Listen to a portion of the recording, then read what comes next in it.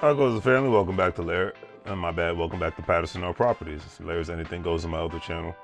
All right, so let's get into this. Okay, so how goes it? So it's interesting what has been taking place within the real estate industry across the United States of America nowadays.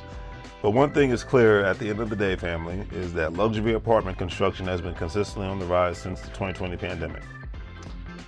Especially within all major metropolitan areas across the entire United States of America. And this has been a growing thing within the year of 2025 for a variety of reasons, family. But definitely, as of now, September 2025, major developers stated that building affordable single homes or townhomes isn't as profitable as building luxury apartments. The main reasons consist of the tariffs on products, a labor shortage in certain areas, and the number one reason being most regular working people cannot afford to purchase a home with today's prices and interest rates. With that being said, there have been a rise in cancellations of single-family home construction projects. There are also a growing number of empty new single-family home neighborhoods. And no matter what the case may be, private developers do not build residential homes to lose money. They do it in order to make a profit. Plain and simple, family, to the point. Look, I have been buying real estate since 2018. Back then, for regular everyday working people, was an amazing time to purchase rental properties or regular properties, sell homes, or be a real estate wholesaler. Because the price of the homes were much cheaper back then and the interest rates were much better as well. This is another reason why I am not a fan of being around people, especially men, that worry about playing video games and basically talking about sports. Then business, real estate, asset accumulations. Because so many people cannot barely afford to get groceries nowadays, but having a long in-depth discussions about things that have nothing to do with increasing capital is a waste of time. So according to the article that I read the other day, the United States of America continues to face a housing shortage. Yet developers have flooded the market with luxury apartments, overlooking the need for affordable housing options. By the numbers, the national multifamily vacancy rate rose to 8% by late 2024, with 4 and 5 star units at 11.4%, significantly outpacing affordable housing. So with that being said, creating affordable housing isn't on the players and decision makers' minds. It hasn't been like that for years, and it will continue to not be like that. The article also stated that demand versus supply gap, while the United States faces a housing shortage of 1.5 million to 7 million units, only 6,700 affordable apartments with an average rents of $1,332 are under construction, compared to nearly 500,000 luxury units. So there's more luxury units being built around the United States than anything affordable. Now, before I go on, paying rents from $1,332 and below is definitely considered affordable in 2025. But most places that you can find that kind of for rent, that price for rents, are either in burnt down mid-sized cities or very, very small rural towns. Coastal cities hold firm with a 2.8% vacancy rate. Markets like New York have resisted the glut thanks to limited new construction and resilient demand, and of course return to office measures that have been implemented in the last 2 years, because this beautiful thing called lobbyists and a lot of corporations in these major downtown cities were like, hey, a lot of the city council people in these major cities and mid-sized cities were like, hey,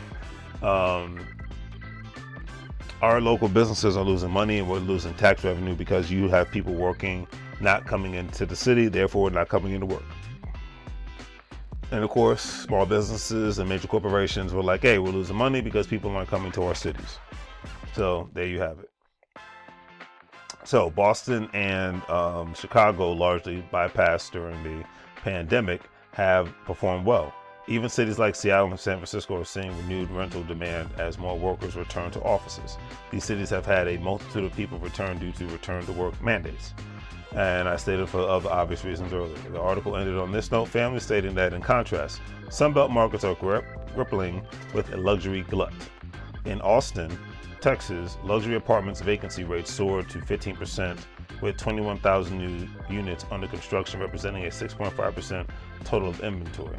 Now, before I go forward, Remember, Austin, Texas is becoming the tech hub of Texas, but a lot of people move to Austin, specifically people that lived in the San Francisco Bay Area and Los Angeles, California area. But these people were able to work from home, so they were getting California salaries but living in the state of Texas. A lot of these corporations have said you need to come back, at least work from the office at least 2 to 3 days a week. So therefore, these people have had to move back to California and other parts of the country and leave Austin. And then, don't forget, with the pandemic, the cost of living in Austin has tremendously gone up. It's just as expensive as close to Miami, Florida, and Washington, D.C. Okay, anyways, to fill vacancies, landlords are offering incentives like 2 months rent-free, electively reducing costs by up to 25%. So at the end of the day, family, it's all about which market you're in and what the U.S. economy is doing as well. And as we see, the job market is not the best, and people even trying to find a job and get another job is becoming harder and harder every single day. But affordable housing isn't on, or basically in the working interest of the middle class or poor people nowadays. It's working in the interest, when it comes to the real estate market, it's basically working in the interest of the well-to-do, aka the 1%, and that's what it's going to be. Now, maybe things will change once.